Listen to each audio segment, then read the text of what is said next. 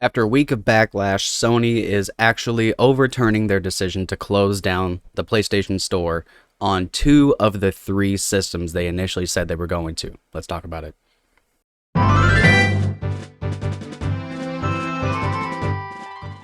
What's going on, everybody? Welcome back to Big Chunky. Today we're going to be talking about the PlayStation Store closing again. Now, obviously, the PlayStation Store is not going to be closing on the PlayStation 5 or the PS4, the two current systems in the ecosystem nowadays. They're actually going to be closing down, or they were going to be closing down the PlayStation Store on legacy consoles, which got a lot of people kind of angry, and they were confused as to why this is actually happening. Now, I think I put a couple of examples in my previous video talking about the initial store closing news that we heard. And Nintendo, for example, just recently, a couple years ago, shut down the Wii Shop channel. And you can't do anything with it. So I don't really think that it's too crazy to assume that Sony is going to essentially do the same thing. Like, the console is like 15 years old now, the PS3. So I can't imagine a ton of people are actually still buying stuff on their PS3, but there's a good point that that I'm going to address here in a minute. But the only system that they're actually going to take the PlayStation Store compatibility off of is the PSP. This needs to happen because I'm going to tell you right now, anybody that has a PSP is not going out and buying digital games and putting them on their PSP because it's too easy to go and just put ISO files on here. And to be honest, the PSP is a ridiculously good emulation system if you're wanting to play like Nintendo handheld games, for example. And it's very easy to put on play PSP ISOs and PS1 e-boot games, so you can play your PS1 games, you can play your PSP games to your SD card's content. And I don't really think that Sony is really counting the losses anymore, but that was really kind of one of the reasons that the PSP kind of went downhill pretty quickly, because people figured out how to do all this stuff really fast, and there's no way for Sony to counter that. So I'm pretty sure everybody with a PSP has an ISO or two on there from games that they own, of course. No piracy here. But I can't imagine that they're going to keep around the PSP ecosystem, and they're not. So the PSP, unfortunately, is going by the wayside. I'm amazed that it didn't go by the wayside many years ago, because, to be honest, I don't even think I ever used the PlayStation Store on my PSP. I have a few physical games, and definitely have a couple emulators on there. But the PS Vita is a different situation. The PS Vita is not nearly as old as the PSP.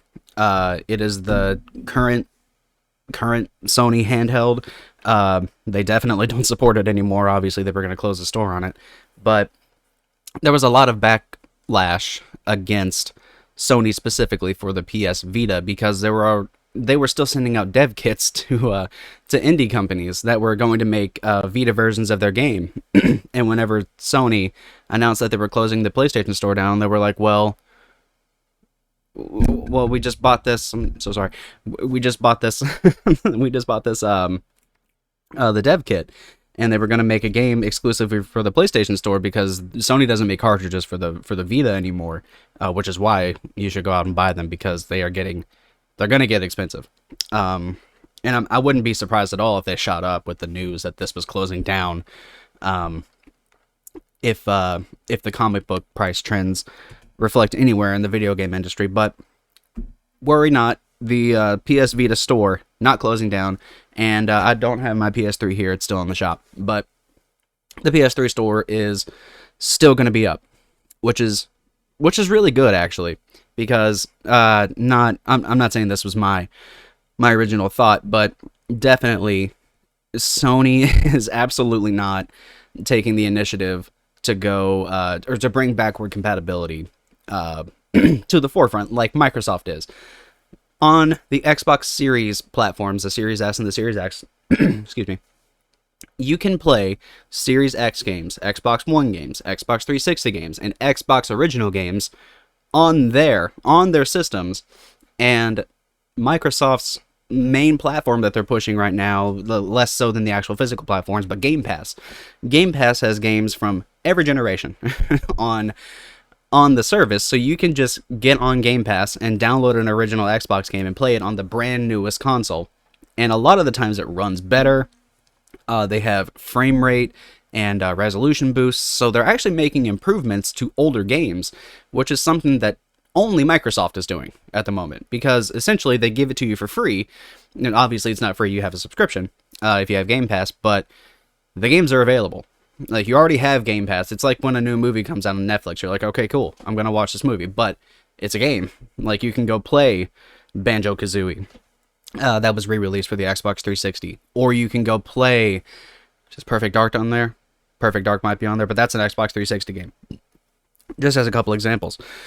Sony's not doing that. Sony is not taking any games from the PS3 and moving them over to the PS5. And they're definitely not doing the same thing with the PS1 and the PS2.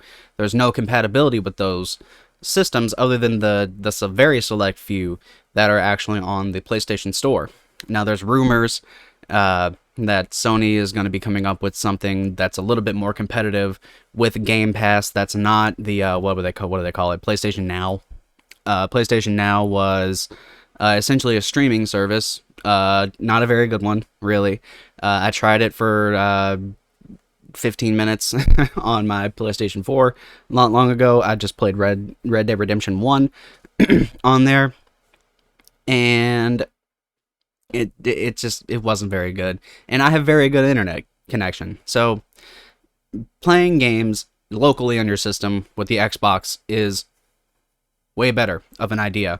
So that's the reason that I could see Sony wanting to keep around the PS3 store. And I'm sorry, not even Sony wanted to keep it around, because they don't want to. The fans want the PlayStation Store to be kept around, because the PS3 is the only system that you can hook up to a modern TV and have it look really good and play your PS1 games and your PS2 games and your PS3 games. So of course, we want to keep the PS3 around until, if it ever happens, until Sony decides that they want to push backwards compatibility as a feature. And I don't know what's taking them so damn long, because it would only make them look better in the eyes of the consumer. Because right now, that's one of the main things that Microsoft really has going for them, and they have had going for them since about the midpoint of last generation, is that they're focusing on legacy titles. And people, especially with COVID, we've talked about it on several of our comic videos. COVID is bringing out the nostalgic factors of people's lives like nothing else. Now we're probably getting more towards the vaccinated world of COVID, so it's not going to be. I mean, the nostalgia is still going to be there. Like, I've been more nostalgic in the last year and a half than I ever have been. So we'll see how it goes. But as of right now, nostalgia is going crazy.